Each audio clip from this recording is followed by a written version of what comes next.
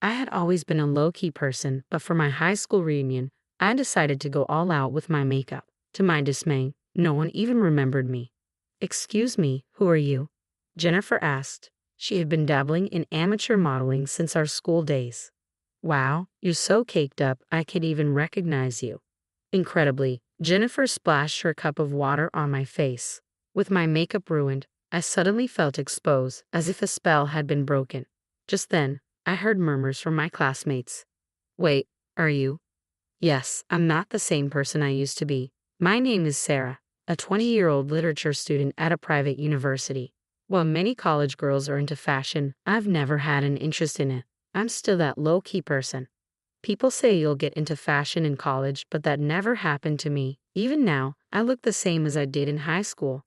I only tuck my hair behind my ears when eating. Otherwise, my face remains mostly hidden, and that's fine by me. Being inconspicuous, almost like air, suits me perfectly. I've loved reading since I was a kid. In elementary school, while everyone else ran to the playground, I headed to the library. I can't remember if I loved books first or if I went to the library to fill a lonely void. But I definitely love reading. Inside books, there's a world that I don't know about. Books add color to my otherwise monotonous life.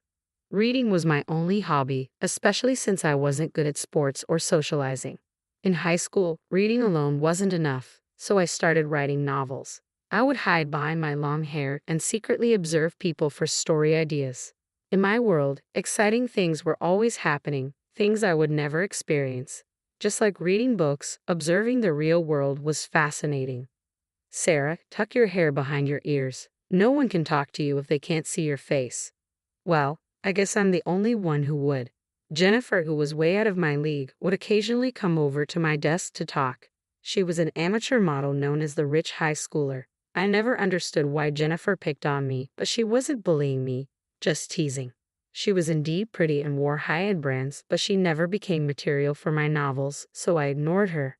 My hobby of writing novels, which began in high school, continues to this day, and I even post my works online.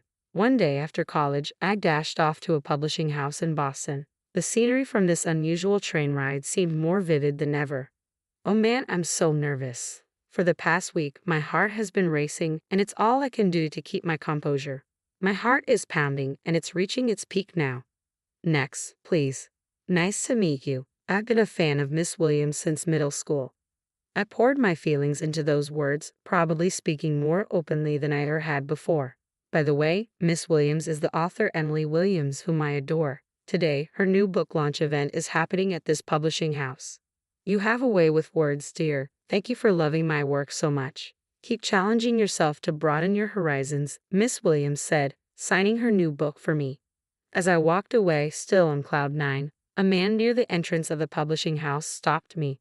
Little did I know that this encounter would change my life. He handed me a special makeup set, and oddly enough, it sparked an interest in makeup, something I had never cared about before. From then on, I started waking up a little earlier to do my makeup before going to college.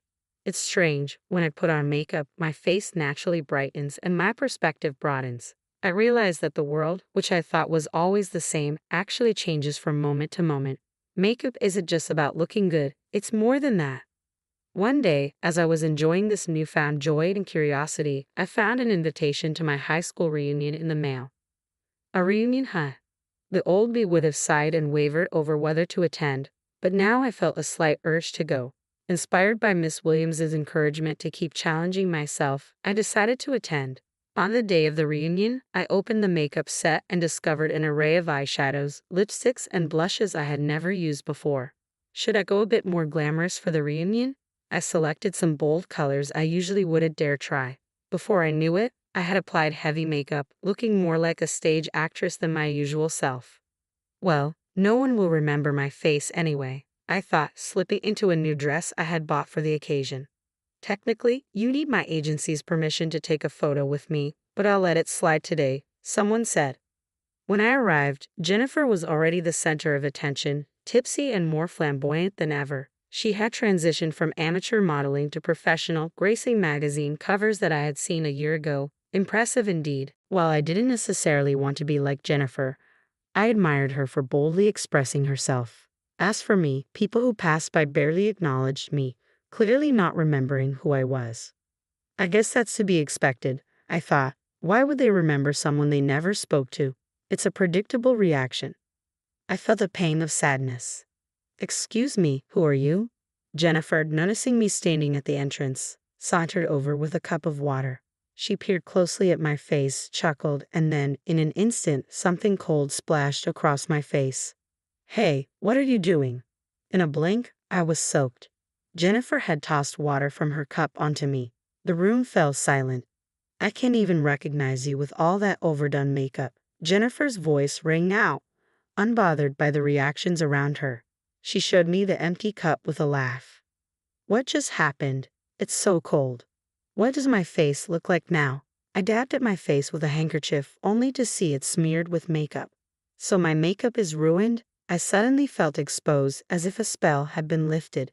Then I heard murmurs from my classmates. Hey, haven't we seen her on TV? Wait, are you related to Tommy Haywood? Before I knew it, a crowd had gathered around me. Jennifer looked even more surprised and at a loss for words. You see, I had recently made my TV debut.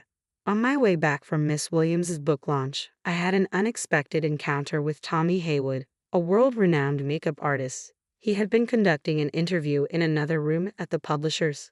Tommy Haywood's show is a top-rated program in the beauty genre, and even I, despite knowing little about beauty, had heard of him. When he approached me near the entrance after the event, I was stunned. I'm borrowing her, he said, grabbing my arm and leading me to an empty conference room, unfazed by my surprise. Don't worry, I'll give you a makeover. Tommy Haywood seated me, removed his glasses, and transformed my look in just a few minutes. Finally, he styled my hair. Take a look. I was stunned when I gazed into the hand mirror he handed me. Wow, I look beautiful. Even the staff from the publishing house were taken aback by my transformation. How about becoming my exclusive model? What? Exclusive model? I instinctively shook my head at the unexpected offer. Why not? Meeting you here today is fate. I'm so proud of how stunning you look with my makeup. Let's inspire women around the world together.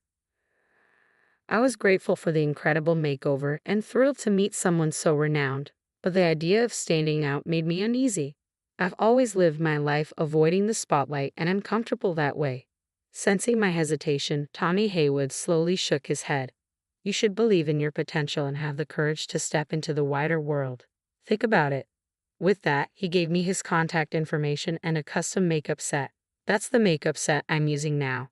For days afterward, Tommy Haywood's words lingered in my mind. Not just him, but Miss Williams had also encouraged me to broaden my horizons and embrace new challenges. Maybe it was time to give it a try. I made up my mind and called Tommy Haywood. From that moment on, I entrusted everything to him. One thing led to another, and I became a regular model on Tommy Haywood's show. On the show, I revealed my bare face and underwent a stunning transformation thanks to his expertise. It seemed that someone here had seen that episode. Oh, it's Sarah, you're Tommy Haywood's exclusive model. That's amazing. Tell us your story. My classmates began to crowd around me, eager to hear more. I have a better modeling career than you. Jennifer's voice, dripping with resentment, cut through the excitement. She glared at us from the edge of the group.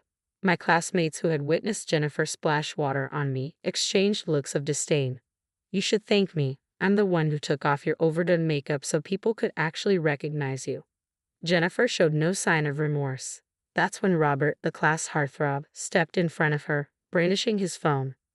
Jennifer, you're so predictable. Most of your Instagram photos are stock images, aren't they? What are you talking about, Robert? That's not true. Well, the American store you posted about recently has been under renovation for months, and someone saw you in Boston just a few hours before you claimed to be in Paris.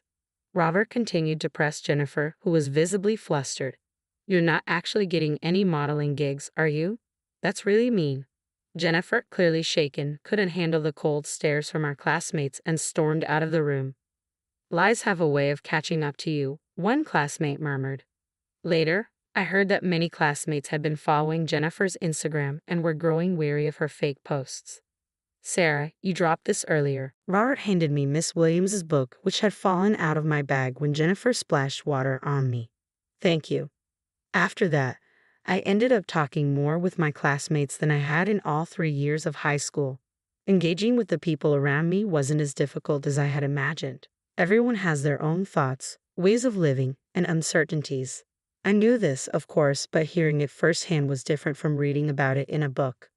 I'm glad I attended the reunion and truly grateful I found the courage to go. As for Jennifer, I heard she was let go from her modeling agency. A video of her splashing water on me at the reunion had gone viral, leading to a public backlash. Social media can be unforgiving. While I questioned the person who posted the video, I hope Jennifer learns to live authentically and without deception. 3 years have passed since then. Sarah, could you come over now? The call led me back to the publishing house where 3 years ago I first met Tommy Haywood and spoke with Miss Williams. That day, in this very place, my life changed dramatically. Lost in thought, I heard a voice behind me. Are you Miss Sarah, the writer? Yes, that's me. Your novel is going to be published. You're making your debut as a novelist. Really? I was so surprised that I kept asking for confirmation. Since gaining confidence, I had been submitting my novels to the publishing house. One of them had caught the attention of the higher-ups, and now it's going to be a book. From now on, you'll be a beauty expert and a writer. You'll be quite busy. We'll schedule a meeting for next week. Looking forward to working with you, Miss Sarah. Likewise, thank you. Being called a writer still feels a bit surreal. Will I ever get used to it? Probably not. I remind myself never to forget where I started. As I stepped outside, the warm glow of the sunset wrapped around me.